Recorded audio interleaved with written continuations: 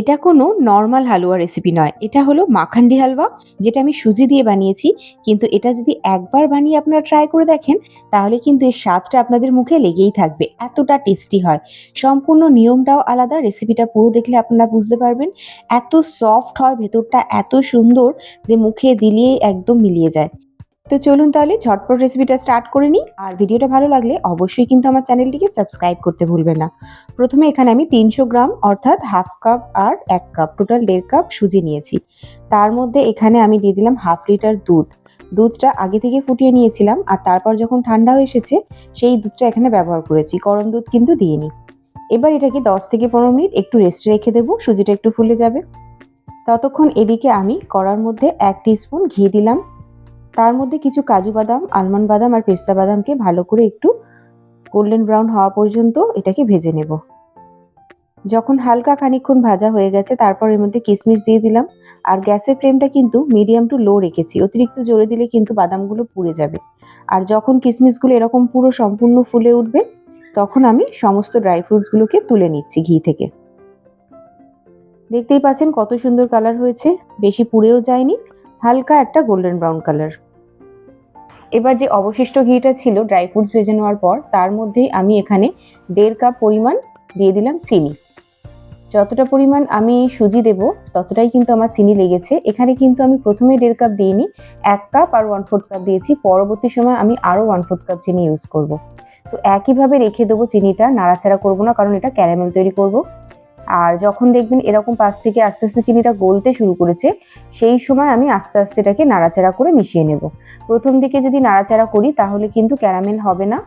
তো সেই কারণে অবশ্যই চুপচাপ একভাবে রেখে দিতে হবে। তারপর যখন গলতে শুরু করবে তখন নাড়াচাড়া করলে দেখবেন খুবই সহজে ক্যারামেল হয়ে যাচ্ছে। আর ঘিয়ের মধ্যে ক্যারামেল হতে কিন্তু একটু সময় লাগে। আর গ্যাসের ফ্লেম অবশ্যই মিডিয়ামে রাখবেন, না তো কিন্তু ক্যারামেল ভালো হবে না। লো রাখলেও হবে না, আবার গ্যাসের ফ্লেম হাই থাকলে কিন্তু ক্যারামেল পুড়ে যেতে পারে। ক্যারামেলটা খুব ভালোভাবে রেডি হয়ে গেছে। গ্যাসের ফ্লেম অফ করে দিয়েছি ১ মিনিট পর। তারপরে এই দুধের সাথে যে সুজিটা মিলিয়ে রেখে দিয়েছিলাম রেস্টে, এতক্ষণে কিন্তু সুজিটা অনেকটাই বেশি ফুলে গেছে, অনেকটা নরমও হয়ে গেছে। তো যখনই এটা ক্যারামেলের মধ্যে দেবেন খুব সাবধানে, কারণ ক্যারামেল ভীষণ গরম হয়। আর যদি অতিরিক্ত গরম ক্যারামেলের মধ্যে দিতে যান তখন কিন্তু বিপদ হয়ে যেতে পারে। সেই কারণে সবথেকে ভালো হলো যে গ্যাসের ফ্লেমটা অফ করে ১ মিনিট পর তারপরে এর মধ্যে এই দুধ আর সুজির মিশ্রণটা দিয়ে দেবেন। অথবা আপনারা একদম গ্যাসের ফ্লেমটা লো করেও খানিকক্ষণ রেখে দেওয়ার পরেও দিতে পারেন। সমস্তটা দেওয়ার পর এবার ভালো করে মিশিয়ে নেব। দেখবেন ক্যারামেলটা অনেকটা বেশ শক্ত মতো হয়ে গেছে, কিন্তু কোনো অসুবিধা নেই, ওটা কিন্তু আস্তে আস্তে মিশে যাবে অটোমেটিক। আর যতক্ষণ ক্যারামেলটাও মিশছে গলছে ততক্ষণ কিন্তু এদিকে আমি সুজিটাও নাড়তে থাকবো, না তো সুজির মধ্যে দানা দানা ভাব হয়ে যাবে, গুডলি পাকিয়ে যেতে পারে। তো এতক্ষণে দেখতে পাচ্ছেন সুজির মিশ্রণটা কিন্তু অনেকটাই টাইট হয়ে গেছে। আরও ১ টিস্পুন আমি ঘি এখানে দিয়ে দিলাম। আমি কিন্তু যতটা প্রয়োজন হবে ততটাই ঘি এখানে অল্প অল্প করে দিয়েছি। টোটাল ৫ টিস্পুন ঘি কিন্তু আমার ব্যবহার হয়েছে এই মাখান্ডি হালুয়াতে। আর আপনারা চাইলে প্রথম দিকে সাদা তেল দিয়ে করে পরবর্তী সময় কিন্তু এর মধ্যে লাস্টে ১ চামচ ঘি দিয়ে দিতে পারেন, তাতেও খুব সুন্দর ঘিয়ের সেন্ট হয়। কিন্তু আমি পুরোটাই ঘি দিয়েই বানাচ্ছি, কারণ যে কোনো হালুয়াই আমার ঘি দিয়ে খুব ভালো লাগে। আর যে বলেছিলাম পরবর্তী সময় 1/4 কাপ চিনি অ্যাড করব। টোটাল কিন্তু আমি এখানে ১.৫ কাপ পরিমাণ চিনি ব্যবহার করেছি ১.৫ কাপ সুজির জন্য।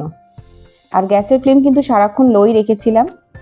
এবার এর মধ্যে দিয়ে দিলাম ৪ টিস্পুন পাউডার মিল্ক। সেটাকে একটু জলের সাথে ভালো করে গুলে নিচ্ছি, না তো দানা দানা ভাব থেকে যাবে। দেওয়ার পর এই দুধটাকে এর মধ্যে দিয়ে দিচ্ছি। পাউডার দুধটা দেওয়ার কারণে কিন্তু এই হালুয়াটার স্বাদটাকে আরও অনেক বেশি বাড়িয়ে দেবে। গ্যাসের ফ্লেম লো রেখেই সারাক্ষণ করছি, কারণ জোরে রাখলে কিন্তু সুজি তো ভীষণ তাড়াতাড়ি টাইট হয়ে যায়। আর এখন দেখতে পাচ্ছেন হালুয়াটা কিন্তু অনেকটা বেশি সফট হয়ে গেছে। আগে যতটা টাইট ছিল এখন কিন্তু টাইট নেই। তো আমি যতটা প্রয়োজন ততটা এক এক করে ঘি দিয়েছি। এটা লাস্ট ১ টিস্পুন ঘি আরও দিয়ে দিলাম। টোটাল আমি ৫ টিস্পুন ঘি কিন্তু এখানে ব্যবহার করেছি। তাতেই কিন্তু হালুয়াটা খুব বেশি সফট হয়ে গেছে। আপনাদের সুজির কোয়ালিটি অনুযায়ী কিন্তু ঘিয়ের পরিমাণ কম বেশি লাগতে পারে। আর অবশ্যই ঘিটা দিলে টেস্ট বেশি হয়। তবে আপনারা চাইলে সাদা তেলও প্রথম দিকে ব্যবহার করতে পারেন, লাস্টে ১ চামচ ঘি দিতে পারেন, যেটা আগেও বলেছিলাম। এবার এটাকে একটা প্লেটের মধ্যে আমি নামিয়ে নিচ্ছি, নিয়ে স্প্যাচুলা দিয়ে ভালো করে এটাকে সমান করে নেব। প্লেটটা কোনো রকম অয়েল ব্রাশ করার দরকার নেই, কারণ হালুয়াতে যে পরিমাণ আমাদের ঘি আছে অটোমেটিক কিন্তু ওটা অয়েল ব্রাশ হয়ে যাবে। এবার সমান করে দিলাম স্প্যাচুলা দিয়ে আমি সুন্দর করে।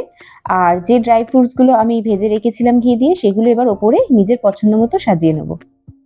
ব্যাস রেডি হয়ে গেল আমাদের মাখান্ডি হালুয়া।